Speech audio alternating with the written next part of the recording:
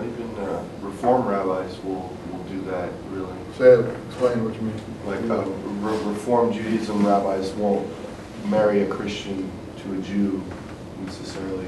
They want them to undergo some training. Exactly. But a priest won't marry a Catholic person to a non-Catholic person without training either. It's just the way these religions are.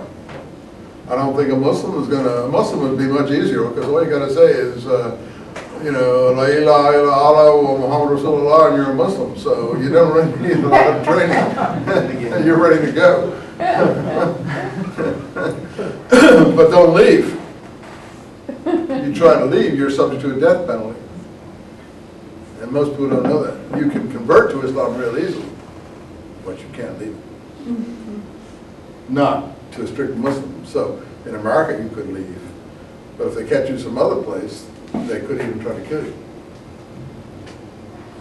So these things get pretty. The Muslims too dissimulate a lot. I'm not being antagonistic to what I'm saying. They don't tell everyone the whole story. They don't say that, you know, leaving Islam is punishable by death. They never tell people that. And it is. It's just, that's Islamic law. I know Islamic law. I have done Islamic law, strict Islamic law. And it puts the chill, well, it puts the fear of death into people. Not many people, you know, they can say, that's what they did to Salman Rushdie. You've apostated from Islam because you've laughed at the Prophet. You've made fun about the Prophet, therefore we can kill you. And they have a fatwa to kill him.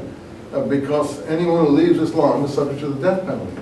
If you did something that apostated you from Islam, you're subject to the death penalty. Now, obviously, in England and America, they can't carry it out so easily.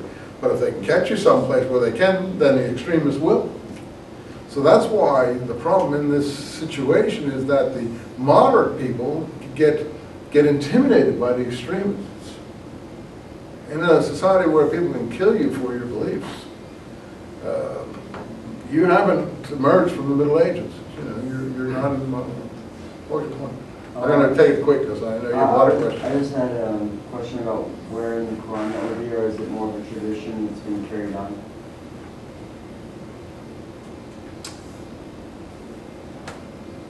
I think you'll find intimations of it in the Quran. Whether it's stated absolutely in the Quran, I can't remember specifically that, but it's in the law.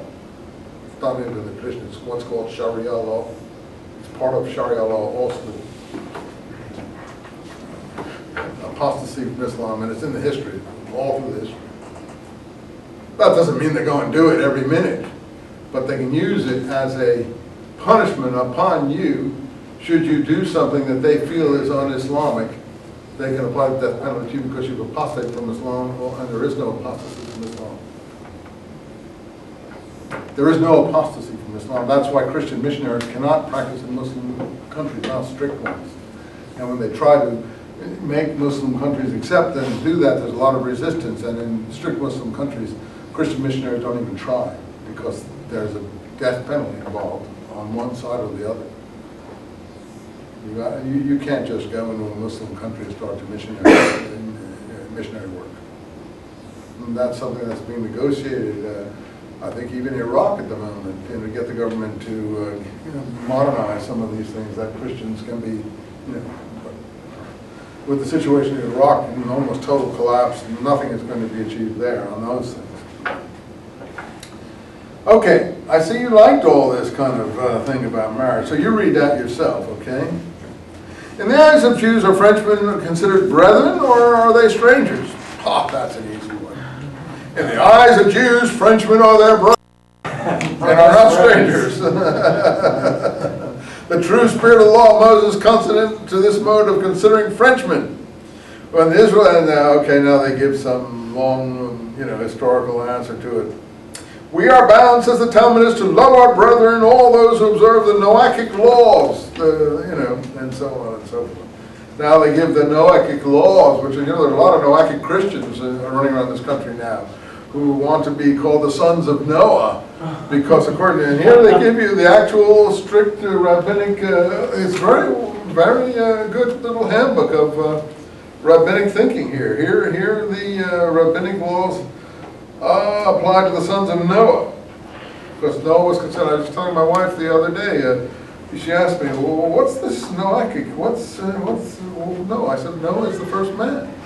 Well, what do you mean? No, all mankind was wiped away except Noah, so Noah is the father of all mankind. So therefore, you see, there are 7 Noahide laws, but the main one are to abstain from idolatry, blasphemy, fornication, not to kill or hurt our neighbors. It gives all the Noahide laws there, and these are applicable to all mankind. Mendelssohn would say these are the laws of reason. That reason teaches us. We can learn these through reason, but we have it in religion. We don't have to bother looking for it in reason because religion already told us these things. It's very interesting here, the Noachic laws that they set out for you that are applied to all mankind. So Frenchmen are come under that. Sure, we love Frenchmen. Frenchmen are our brothers. Are we, I would say, are we the brothers of Frenchmen? I think they could have been turned around, but they were looking to be accepted, not to cause problems, make waves. In either case, what line of conduct does the law prescribe towards Frenchmen? The line of conduct prescribed towards Frenchmen, very positive. None of our religion is the same as prescribed between Jews themselves. We admit no difference. We all worship the supreme being. Okay. You know, their answers are pretty good. Oh, I think their answers are great. I do think their answers are good. They're good. They do the job well. I'm glad you acknowledge that point. I think they do a great job. And they thought carefully, and they put their, that shows people were not dumb back then.